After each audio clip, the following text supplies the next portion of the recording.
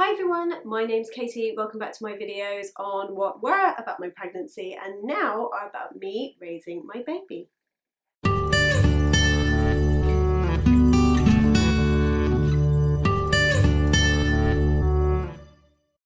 So Aidan, my little baby boy, is now 6 weeks old tomorrow, and I can't believe those 6 weeks have gone so quickly. Obviously I'm still on maternity leave and I will be now for the next 8 months or so. Mood-wise, I think I'm okay. I fluctuate as much as I think any new mother is, even if it is your second or third or fourth or whatever. The accumulation of lack of sleep and stress and everything just catches up with you at this point. Obviously it can do this much earlier or much later, but I've found that this time and with my daughter, the 6-week part is actually pretty tricky. Also, I find that with newborns, the 6-week stage is when I think they have a little bit of a growth spurt, and they become more aware of their surroundings. So actually they sleep less during the day. So you find yourself having to rock and hold and entertain this tiny little thing who all of a sudden doesn't want to sleep and actually fights sleep. So this is what we're going through at the moment, and it's a barrel of laughs really. So my C-section scar has almost healed. There's only one little stitch that is still sort of poking out slightly, but it's not inflamed, it's not sore or anything like that. So I have been assured by the midwife that eventually that will just disappear, so I'm not doing anything about it. The scar itself is still sensitive. I wouldn't say it's painful, and I do find myself having to catch myself if I overstrain or do too much physically.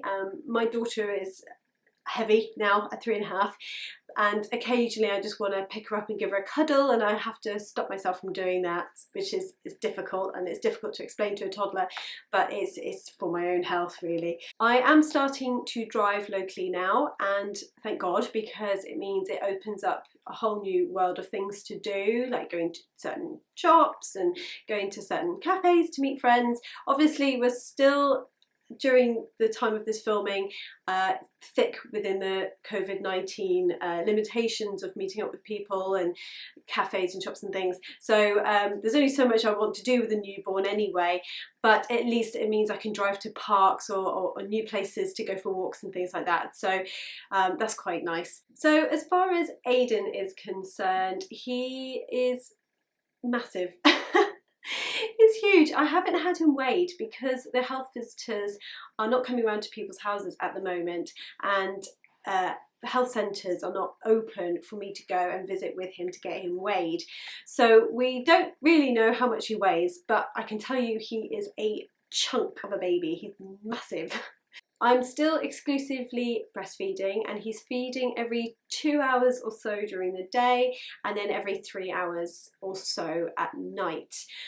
So I think if I go to bed around 9 o'clock in the evening, because I'm knackered, between 9 and 6 he usually gets up twice in between. So it could be worse, I suppose. Today I'm going to talk to you about colic.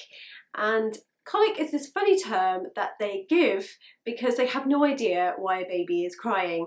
So as we all know, all babies cry, but the term colic, as given by the NHS, is a baby who cries for more than 3 hours a day, more than 3 times a week for over a week.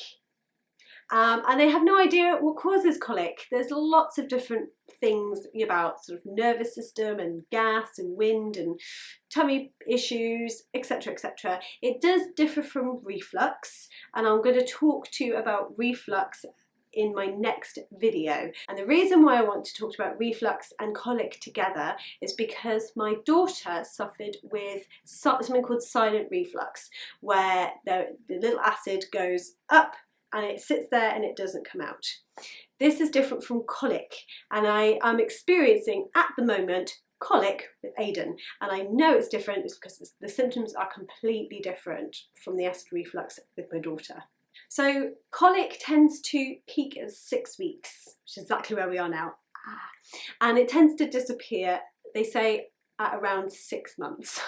I've got a while yet before ride this thing out. Symptoms of colic are the baby obviously crying, and nothing stops them crying, nothing seems to help them, there's no obvious cause, but looking at them, they do suggest that what happens is that they flay their arms around, they scrunch up their faces, they go really red in the face, and they draw their knees up as if they're trying to get out a big fart, and they scream their heads off like that for a long time. And that's quite a traumatic thing, not only for the baby but for you as a parent to witness. So instead of going into what the professionals say online, I'm going to just talk to you about what I have found to help with colic. So the first one I recommend is lying the baby tummy down on your legs with the head on one leg or one thigh, and then stretched out flat with the bum on the other end with the legs out straight, while you slowly rub in circles at the bottom of the back. And I found that keeping this position for a few minutes and letting the legs stretch out can sometimes get some fantastic farts out, and then they tend to get a little bit more comfortable after. Number two, I found the cycling motion of the legs really helpful, and my husband is brilliant at this. I don't know how he does it, he's got magic hands. So you push the one knee up towards their tummy while keeping the other leg straight, and then holding it there for a second or two and then changing. You might find that the baby might scream more at this stage as the gas is coming through, but again what I find is that you hear the gas move and then all of a sudden it just expels out in one big fart, and then again the baby tends to be a little bit more comfortable. Number three is, instead of holding both knees up at the same time towards the stomach, which I found is really uncomfortable for the baby, I found holding the feet and lifting the feet up as if you're going to wipe their bum is the better way of getting farts out, and it seems to be more comfortable for them to do it. And then if you want, you can roll the legs to and fro, and then this gets out any little gas pockets that might be sat there, and then they just let it out, and again they seem a bit happier. So I've used a bit of Infocol, which is supposed to help with the gas in the tummy and therefore help with colic. We've used it sort of sporadically over the last couple of weeks. I found that it doesn't really help that much, but I suppose it's all psychological really. As a parent, you like to know that you're trying to do something to help your child, and if using Infocol makes me feel better because I feel like it's going to help, then that's fine. we're adding the Infocol in. The babies are changing so quickly that one thing that might help yesterday might not help today, etc. So we're just going to keep at it and see if it makes a difference. We haven't tried anything like gripe water yet. Again, I think it's a bit of a homeopathic thing.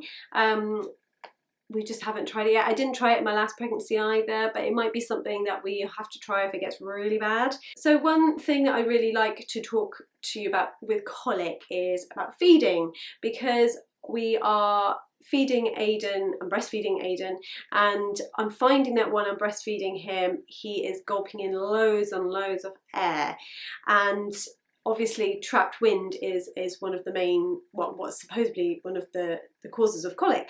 So I spoke to the midwife, and the midwife referred me to a breastfeeding consultant, a very lovely lady who definitely knew her stuff. It was a telephone consultation, so she just basically rang me and we talked over the phone, and she listened. She's that good. She listened to me feeding him over the phone, and within seconds she turned around and said, "Oh, did you have a traumatic birth?" And I said, "Well, yes, in a way, because he came out with the cord wrapped around his neck 3 times. And she said, "Yep, definitely, he's got potentially a damaged larynx." And the way she was able to hear that over the phone is because Aidan does a little squeak. He sounds like a little doggy squeaker toy when he gulps or when he's feeding, and even when he's not feeding, when he's breathing and you're holding him up, sometimes you can hear a little like a squeak in the back of his throat, and this is his damaged larynx or damaged vocal cords. And again, it's quite common with babies who have been born with the cord wrapped around their necks. So we have now that to contend with. Because the larynx is damaged, this little thing, this little flap at the back of your throat is what can control the airway and your swallowing motion. And because we think that might be damaged, he's really struggling to breathe and swallow and basically do that rhythmic breathing and swallowing at the same time. So what we're finding is when I put him on my breast, he pops up and on and off a lot and then gulps in a massive load of air at the same time, basically constantly trying to wind him. So he can only be on there for about 30 seconds to a minute, and then I've got to take him off and wind him, and then back on, and take him off and wind him, and that is basically what we have to do all the time to make sure the gas comes out. Some of the burps and farts that come out of that boy can be heard at the other end of the house. He is such a machine when it comes to burping and farting. His father is so proud. So with the damaged larynx, we've decided to go to a cranial osteopath.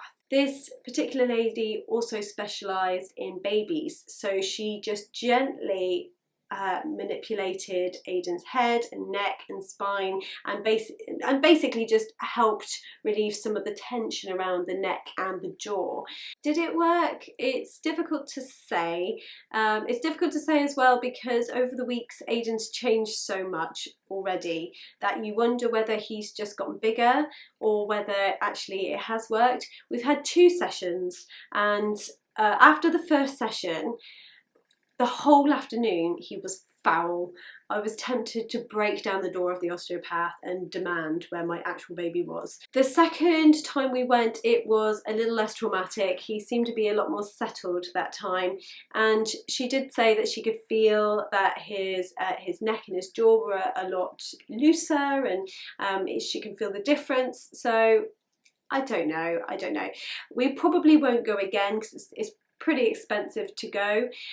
But I'm not ruling it out if things get worse, so watch this space. So something I haven't done this time, which I did do with my daughter, but again she had different problems, is I haven't ruled out anything from my diet. So with her I cut out dairy and soya from my diet, as suggested by the doctor, because she had reflux. But this time I've decided not to do that because we have no real evidence that my diet has really affected him.